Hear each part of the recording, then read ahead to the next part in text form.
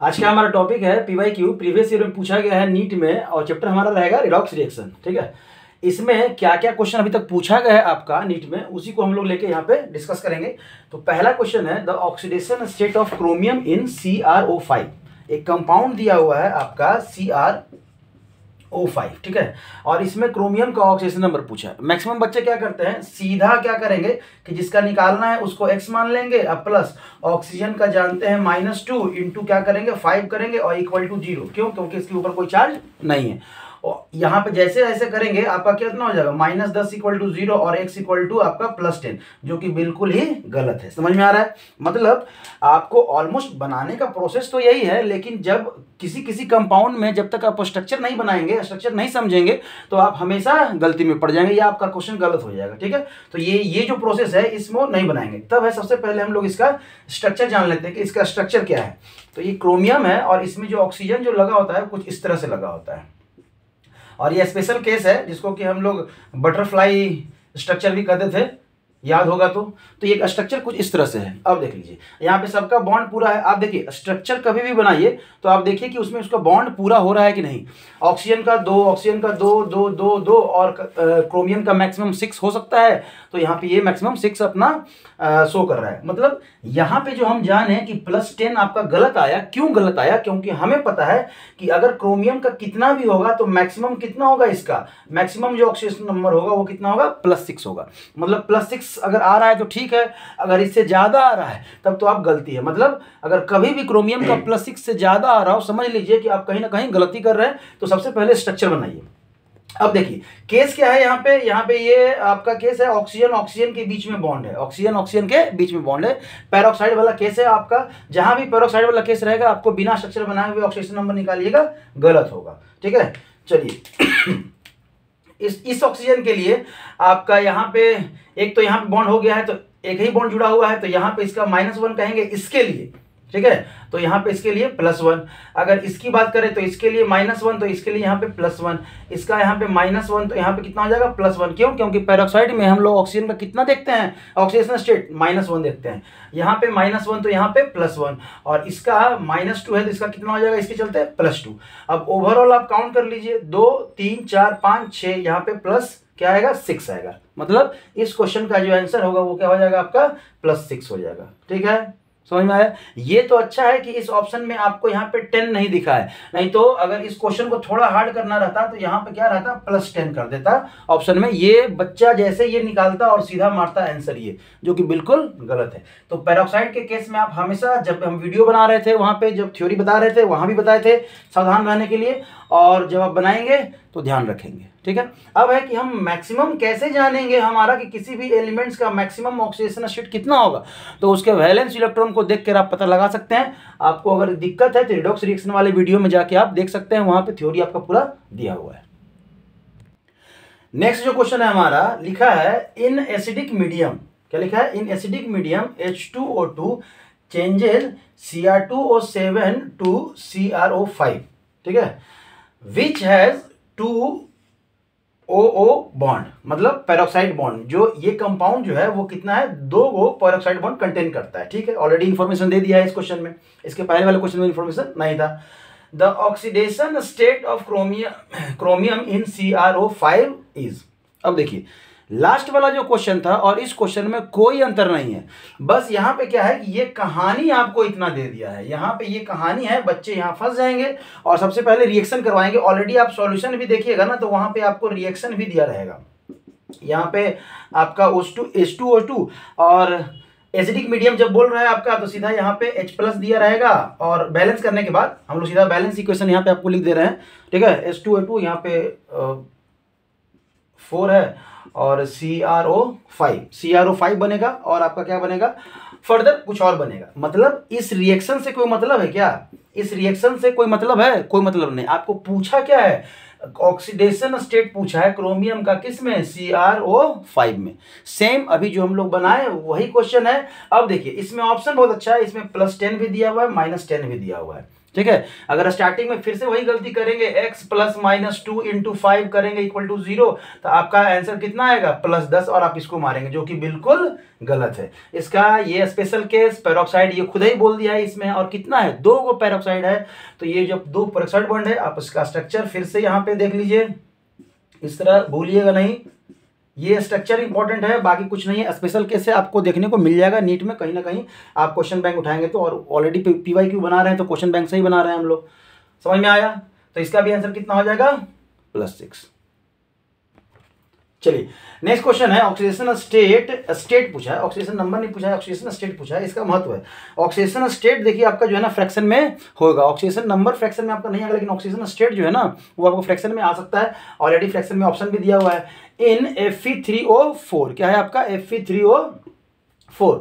तो सिंपली यहाँ पे कुछ करने का जरूरत नहीं है, Fe3O4 आप लिख दीजिए, और यहाँ पे क्या मानेंगे आप, यहाँ पे x मान लीजिए इसका आयरन का, तो कितना हो जाएगा 3x हो जाएगा, और प्लस -2 इंटू कितना होगा 4 इक्वल टू कितना हो जाएगा 0। क्यों?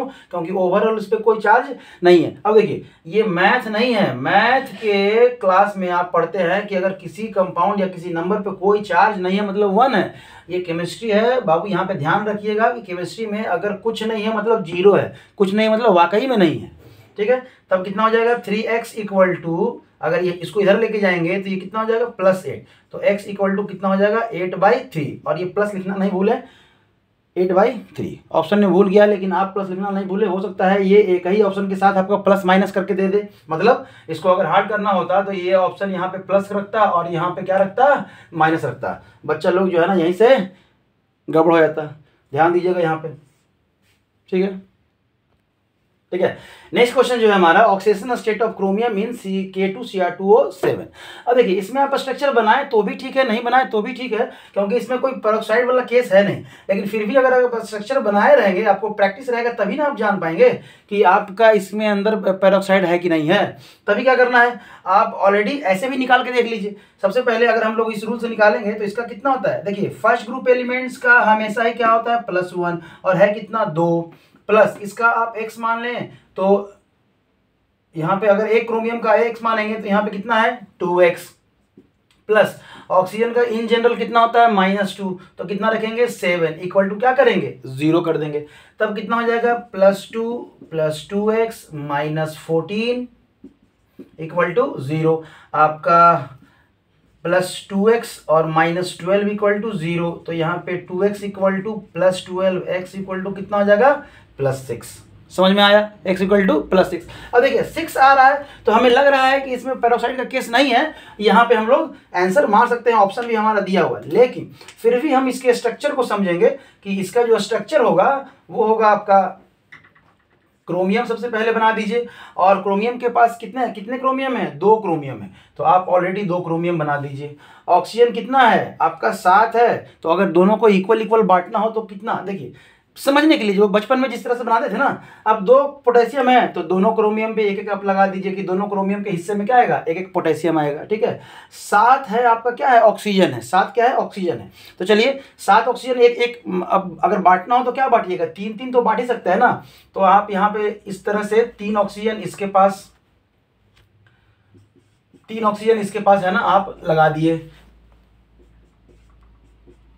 अब क्या है, अभी भी एक ऑक्सीजन आपका बचा हुआ है, अब कहाँ जाएगा, ऑलरेडी आपका यहाँ पे 2 4 और एक 5 बॉन्ड क्रोमियम का पूरा हो चुका है, यहाँ पे 2 4 और एक 5 बॉन्ड क्रोमियम का पूरा हो चुका है, मतलब क्रोमियम के साथ ही ये ऑक्सीजन लगेगा और कुछ इस तरह से लगेगा।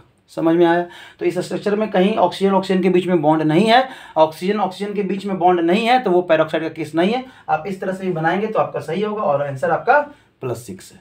ठीक है, तब आपका इस चैप्टर से आपका क्वेश्चन आएगा रिड्यूसिंग एजेंट और ऑक्सीडाइजिंग एजेंट को फाइंड करने का। ठीक है, तो उसी में एक क्वेश्चन दिया हुआ है आपका कि इन द रिएक्शन, एक रिएक्शन आपको प्रोवाइड कर दिया गया है, द रिएक्टेंट इज रिडक्टेंट, क्या है आपका रिडक्टेंट मतलब जो रिड्यूसिंग एजेंट है। अब रिड्यूसिंग एजेंट कौन होता है, जो क्या करता है दूसरे को रिड्यूस करता है, दूसरे को क्या करता है रिड्यूस करता है।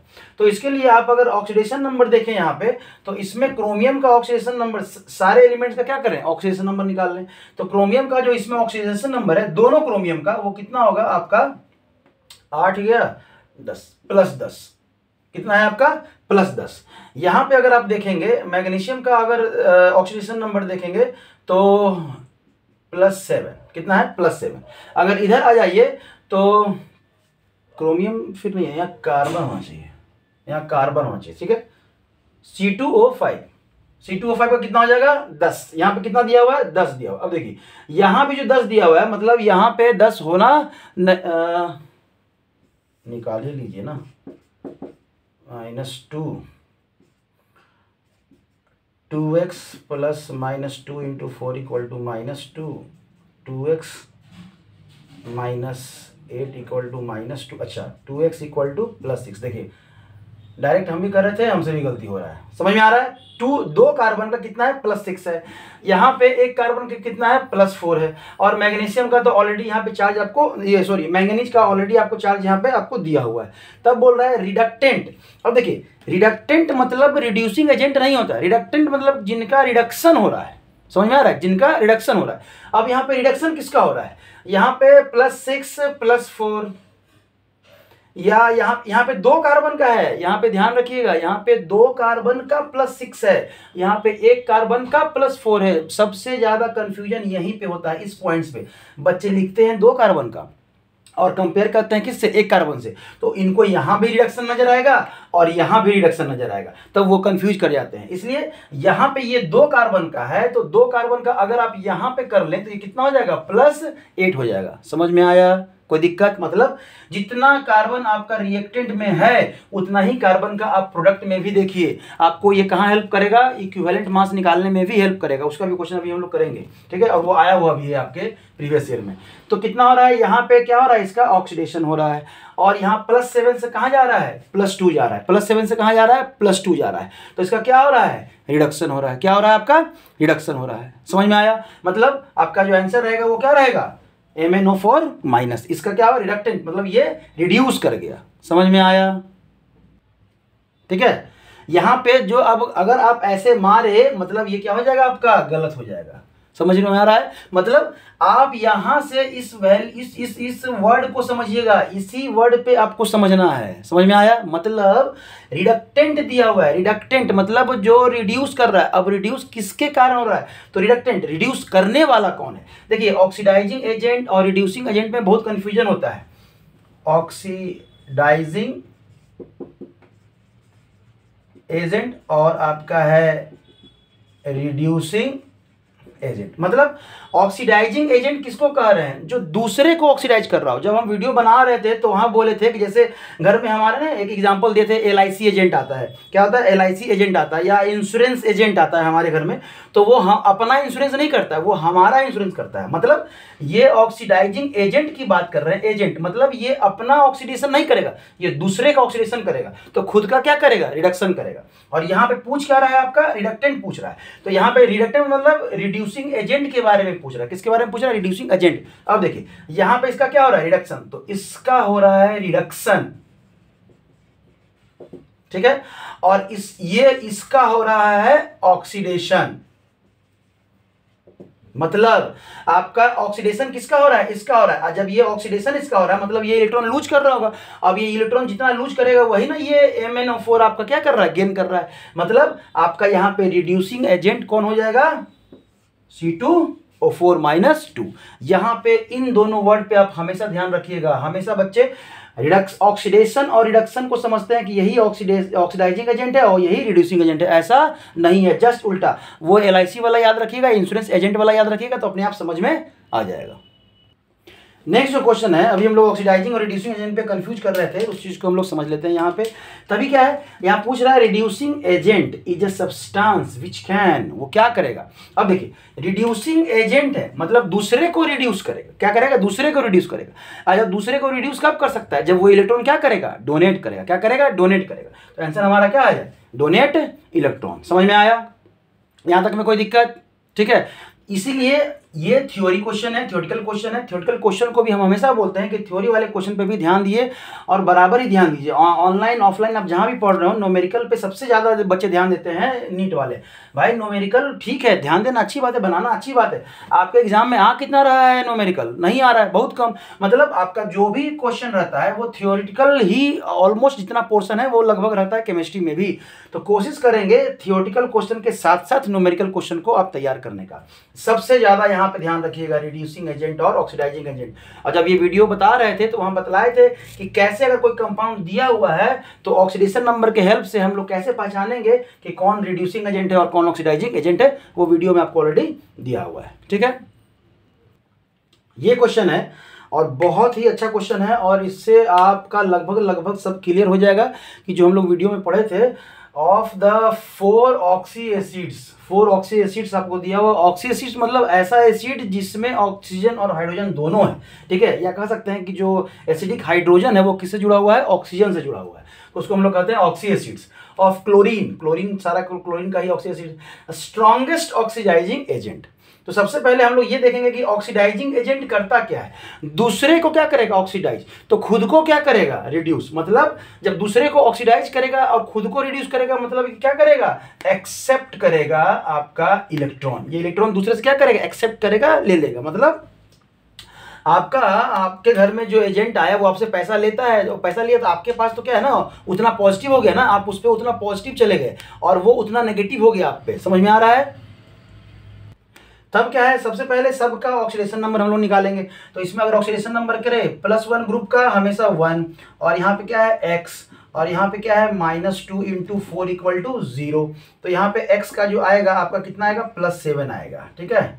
उसी तरह से अगर आप यहाँ निकालेंगे तो यहाँ पे आएगा +6 आएगा, सॉरी +5 आएगा, और यहाँ निकालेंगे तो +3 आएगा, और यहाँ निकालेंगे तो +1 आएगा। ऑलरेडी मतलब क्लोरीन ही है और सारे बहुत वेरिएशन ऑफ ऑक्सीजन एसिड दिया हुआ है। अब देखिए, अब यहाँ पे सब जितने भी हैं सब क्लोरीन के ही हैं, ऑक्सीजन है, हाइड्रोजन है। अब पूछ रहा है आपका क्या? स्ट्रॉन्गेस्ट। क्या पूछ रहा है? Strongest oxidising agent. अब देखिए, ये भी ऑक्सीडाइजिंग एजेंट जैसा बिहेव करेगा, ये भी। क्यों? क्योंकि इसका +1 है, ये भी 1 इलेक्ट्रॉन एक्सेप्ट करेगा, ये 3 इलेक्ट्रॉन एक्सेप्ट करेगा, ये 5 इलेक्ट्रॉन एक्सेप्ट करने का कैपेसिटी रखता है, और ये 7 इलेक्ट्रॉन एक्सेप्ट करने का कैपेसिटी रखता है। मतलब जो जितना ज्यादा इलेक्ट्रॉन एक्सेप्ट करेगा वो उतना ज्यादा strongest reducing agent, sorry oxidising agent कहलाएगा। क्यों? क्योंकि ये किसी एलिमेंट से 7 इलेक्ट्रॉन लेगा, ये 5 ही लेगा, ये 3 ही लेगा, ये 1 ही लेगा। तो इस क्वेश्चन का जो आंसर रहेगा आपका क्या रहेगा? क्वेश्चन ए। मतलब आप कह सकते हैं कि ऑक्सीडाइजिंग एजेंट जो है आपका वो डायरेक्टली प्रोपोर्शनल है आपका पॉजिटिव या ऑक्सीडेशन नंबर के। ऑक्सीडेशन नंबर के। अब कौन सा ऑक्सीडेशन नंबर? तो आप कह सकते हैं पॉजिटिव ऑक्सीडेशन नंबर। मतलब पॉजिटिव में ऑक्सीडेशन नंबर जितना ज्यादा आपका ऑक्सीडाइजिंग एजेंट उतना ज्यादा। समझ में आ रहा है? ये खुद कहीं ना कहीं आप जो है ना शॉर्टकट के रूप में आप यूज कर सकते हैं। समझ में आया? अब देखिए, इसमें एक क्वेश्चन और बन सकता है कि इनमें से कौन से एलिमेंट्स हैं जो ऑक्सीडाइजिंग और रिड्यूसिंग एजेंट दोनों के जैसा बिहेव करता है। तब देखिए, इसके पास क्लोरीन जो है वो अपना मैक्सिमम इलेक्ट्रॉन लूज कर चुका है, तभी इसका कितना है? 7। क्यों? क्योंकि अभी हम बताए थे कि मैक्सिमम ऑक्सीडेशन नंबर कब आएगा? उसके वैलेंस इलेक्ट्रॉन के बराबर। वैलेंस इलेक्ट्रॉन के बराबर मतलब वैलेंस इलेक्ट्रॉन क्लोरीन का कितना होता है? 7। और ये 7 का 7 इलेक्ट्रॉन क्या कर दिया है? लूज कर चुका है। क्या किया है? लूज कर चुका है, तभी ना ये +7 पे है। मतलब अब इसके पास अब ये इलेक्ट्रॉन लूज करने के लिए कुछ नहीं है, तो ये हमेशा गेन करेगा। ये क्या करेगा? गेन करेगा। तो ये तो ऑक्सीडाइजिंग एजेंट है और ऑलरेडी इसका आंसर भी था। तब है कि रिड्यूसिंग एजेंट कौन होता है? जो इलेक्ट्रॉन पेयर डोनेट करता है। ऑक्सीडाइजिंग एजेंट कौन होता है? जो इलेक्ट्रॉन पेयर एक्सेप्ट करता है। तो ये देखिए, ये क्लोरीन जो है वो +5 में है, मतलब इसका वैलेंस इलेक्ट्रॉन कितना है आपका? 7। और ये अभी इलेक्ट्रॉन लूज कितना कर चुका है? 5 कर चुका है। मतलब 5 कर चुका है, 2 इलेक्ट्रॉन अभी भी इसके पास है। मतलब क्लोरीन जो है 2 इलेक्ट्रॉन लूज भी कर सकता है और 5 इलेक्ट्रॉन गेन भी कर सकता है। तो ये oxidising agent and reducing agent दोनों का ऐसा बिहेव करेगा। तब अगर इसकी बात करें तो ये भी 3 इसका ऑक्सीडेशन नंबर पॉजिटिव में, मतलब ये 3 इलेक्ट्रॉन लूज किया है। 3 लूज किया मतलब 4 क्या है इसका, यहाँ पे 4 आपका बचा हुआ है। 4 क्या है, बचा हुआ, मतलब ये 4 इलेक्ट्रॉन लूज कर सकता है, 3 इलेक्ट्रॉन गेन कर सकता है। तो ये भी ऑक्सीडाइजिंग एजेंट और रिड्यूसिंग एजेंट। तो उसी तरह से ये भी ऑक्सीडाइजिंग एजेंट और रिड्यूसिंग एजेंट। तब यहां से क्वेश्चन पूछेगा कि इनमें से कौन जो है वो ज्यादा ऑक्सीडाइजिंग एजेंट है, तब तो ये हो गया। लेकिन अगर यही ऑप्शन के साथ पूछे कि कौन जो है वो मोस्ट रिड्यूसिंग एजेंट है, इसी में से अगर पूछे, यही ऑप्शन से पूछे कि कौन सबसे ज्यादा रिड्यूसिंग एजेंट होगा, तो जो सबसे कम ऑक्सीडाइजिंग एजेंट होगा वो सबसे ज्यादा रिड्यूसिंग एजेंट होगा। तो ये सबसे ज्यादा ऑक्सीडाइजिंग एजेंट तो मिनिमम रिड्यूसिंग एजेंट, या कह सकते हैं होता ही नहीं है रिड्यूसिंग एजेंट। ये क्या है, ये रिड्यूसिंग एजेंट कैरेक्टरिस्टिक्स है। क्यों, लेकिन ये कितना इलेक्ट्रॉन लूज कर सकता है, 2 ही कर सकता है। ये कितना, 4, ये कितना, 6 इलेक्ट्रॉन लूज कर सकता है। मतलब आपका ये जो होगा मोस्ट रिड्यूसिंग एजेंट होगा। अगर इन चारों में कंपेयर करें तो ये क्या हो जाएगा, मोस्ट रिड्यूसिंग एजेंट हो जाएगा। इस तरह से अगर आप क्वेश्चन को समझेंगे ना, ये नहीं कि बच्चे लोग जो है ना आजकल क्या करते हैं, सीधा अपना बनाए आंसर लिए चल दिए। आप चारों ऑप्शन पे वर्क कीजिए और उसको इस तरह से समझेंगे। आपका एक बनाएंगे तो एक क्वेश्चन, लेकिन आप ऑलरेडी 3-4 क्वेश्चन इसमें समझ गए रहेंगे। यहां पे क्वेश्चन पूछा है the strongest reducing agent is, मतलब स्ट्रॉन्गेस्ट रिड्यूसिंग एजेंट इनमें से कौन है। तो सबसे पहले आप ऑक्सीडेशन नंबर निकालिए। अगर इसमें आप ऑक्सीडेशन नंबर निकालेंगे तो -4 इसका और +1 इसका, तो यहाँ कितना हो जाएगा, +3 हो जाएगा। ठीक है। अगर इसमें ऑक्सीडेशन नंबर निकालें तो +2 इसका और यहाँ पे कितना हो जाएगा, -2 हो जाएगा सल्फर का। आपको आप कह रहे हैं सर सल्फर का कैसे पता, तो भाई ये फर्स्ट ग्रुप का है। फर्स्ट ग्रुप मेंबर का ऑक्सीडेशन नंबर कितना होता है, +1 होता है। चूंकि हाइड्रोजन है तो या तो +1 भी होगा -1 भी होगा। तो यहाँ पे हम +1 क्यों लिए हैं, एक हाइड्रोजन का +1 क्यों लिए हैं, क्योंकि ये किसके साथ है, मोस्ट इलेक्ट्रोनेगेटिव एलिमेंट्स। अगर कोई 2 एलिमेंट्स है और इनमें से इनका इलेक्ट्रोनेगेटिविटी किसका ज्यादा है, ए का ज्यादा है बी से, तो इस पे हमेशा नेगेटिव चार्ज रहेगा और इस पे आपका क्या रहेगा, जितना इस पे नेगेटिव उतना ही इस पे पॉजिटिव चार्ज होगा। समझ में आ रहा है। चलिए वीडियो में ऑलरेडी दिया हुआ है, वहां पे देख सकते हैं। तो इसमें जो ऑक्सीडेशन नंबर हो गया कितना हो गया, -2 हो गया। और अगर इसमें निकालें ऑक्सीडेशन नंबर तो -6 में से 2 गया तो कितना बचेगा यहाँ पे, +4। और अगर यहाँ करें तो -2 और यहाँ पे कितना हो जाएगा, ये +2।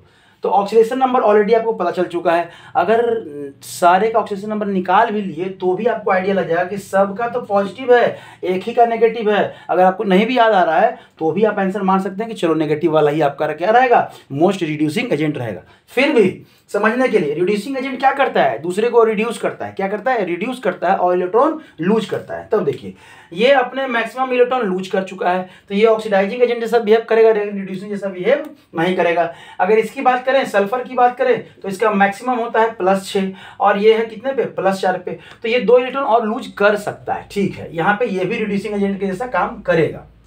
अगर यहाँ पे बात करें तो इसका ये जो है मैक्सिमम जो है ना इसका +4 होता है, लेकिन डाउन द ग्रुप आएंगे तो +2 वाला जो है ना मोस्ट स्टेबल होता है। फिर भी ये +2 पे है तो 2 इलेक्ट्रॉन और ये लूज कर सकता है, 2 इलेक्ट्रॉन और ये लूज कर सकता है, ये भी रिड्यूसिंग एजेंट जैसा काम करेगा। ठीक है। अब यहाँ आ जाइए सल्फर पे। सल्फर का जो मैक्सिमम होता है, अभी हम लोग कितना लिखे हैं, +6 लिखे हैं, और ये है कितना, -2 ऑक्सीडेशन स्टेट में, मतलब ये 8 इलेक्ट्रॉन लूज कर सकता है। समझ में आ रहा है, 8 इलेक्ट्रॉन क्या है, ये अभी भी लूज करेगा।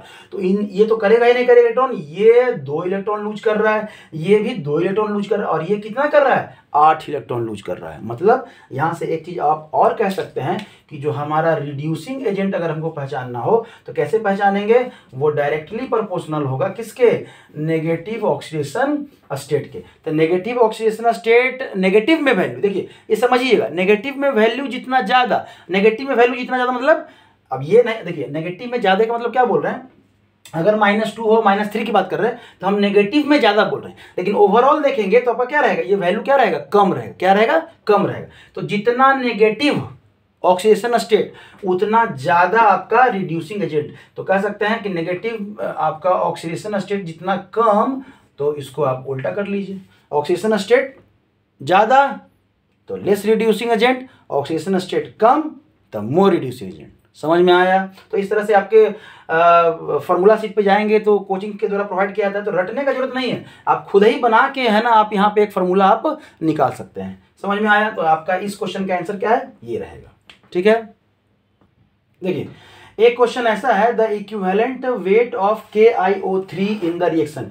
ये डिस्प्रोपोर्शनेशन का है। डिस्प्रोपोर्शनेशन रिएक्शन एक ऐसा रिएक्शन जिसमें एक कंपाउंड का ऑक्सीडेशन भी हो रहा हो और रिडक्शन भी हो रहा हो।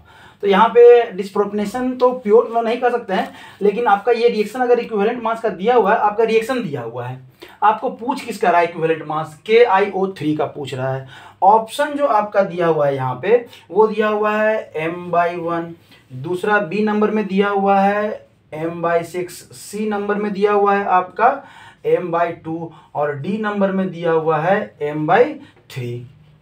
समझ में आ रहा है? अब कैसे निकलेगा, ध्यान दीजिए, जिसका इक्विवेलेंट मास पूछा है उसी कंपाउंड में उसके सेंट्रल एटम का आप देख लीजिए कितना से चेंज कर रहा है ऑक्सीडेशन नंबर।